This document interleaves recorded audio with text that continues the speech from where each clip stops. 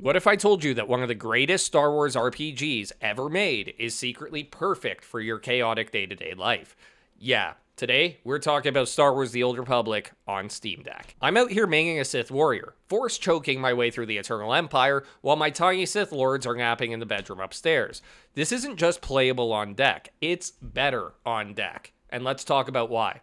If you're new here, I'm the guy who games in 20 to 45 minute bursts, between toddler chaos and trying to remember where I put my coffee as well as my model lightsaber. Today, we're deep diving into why SWTOR might be the smartest pickup you make on your Steam Deck this year. Stick around because I've got tips that will save you hours of frustration, and yes, we're talking about controller layouts that actually feel good. Look, SWTOR has always been incredible on PC, but on the Steam Deck, it feels like they've rebuilt it for dads, especially with the help of community controller layouts. The game is stupidly fun.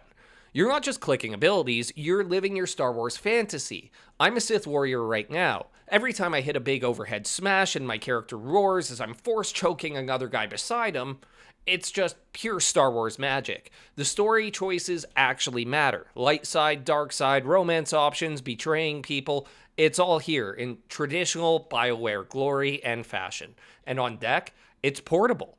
I've played on the couch, in the car waiting for class pickup, in the bed, and yes, during actual nap time. The deck screen pops as you're in battle using your force abilities and going at the enemy with whatever color lightsaber you choose to run your main character with. It's just, once you have the setup on your handheld with the community controller layouts that work for you and some modifications that make it truly yours, this game feels entirely premium, and we have to remember, it's also free to play. Here's where the deck wins for me. SWTOR feels like it was absolutely made for handheld gaming burst sessions, especially once you get that community layout set up. You've got 40 minutes before the kid wakes up, perfect. Cue a story mission, hop into your ship, and make some galaxy-shaping choices. Log off a hero.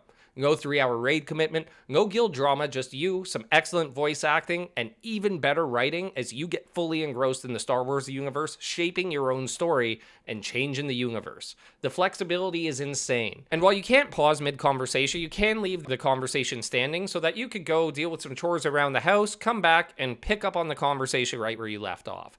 Same idea, if you actually want to go log off the story or put your Steam Deck into hibernate, pick up the Steam Deck, log back in, and you're starting off exactly where you left off. It's like the game actually respects your busy parent or father schedule. Finally, a Star Wars story that doesn't demand that I abandon my family for 8 hours straight. Instead, the story is so good and so engaging that I want to abandon them for a few hours to play on the handheld beside them as I go take on the new Dark Lord who's just usurped the standard dynamics of the Star Wars galaxy, and now Sith Empire and Republic have to team up against him in order to maintain the status quo.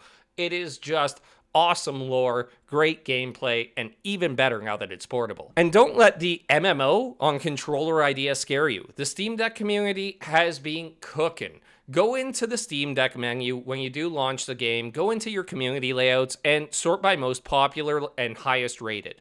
Look for the community layouts with 100 plus thumbs up. I've tried a few of the top rated community layouts, and they are fantastic. They map your main attacks to the triggers and to the bumpers, they put your big cooldowns on the back paddles if you want, and they keep your story choices easy to click, as well as if you don't have enough buttons to map out all your abilities, make it easy enough that you could just go click the more useless ones or the less used ones on any of the toolbars like you're seeing on the screen. My current layout has quickly become so natural feeling that I forget that I'm not playing on a mouse or keyboard and that this isn't actually how the game was intended to be played.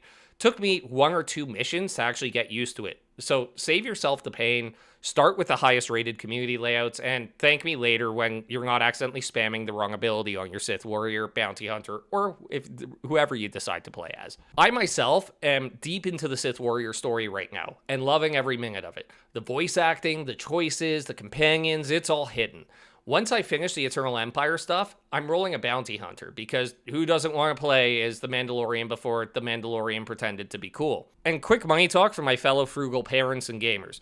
Free to play gets you the base game, plus a couple of expansions, but there's a hack. Subscribe for 1 month, cancel immediately, and you keep access to all the expansions and the level cap that existed during your subscription. So, if 80 was the cap when you paid, you'll stay at 80 as the cap, even if they raise it later.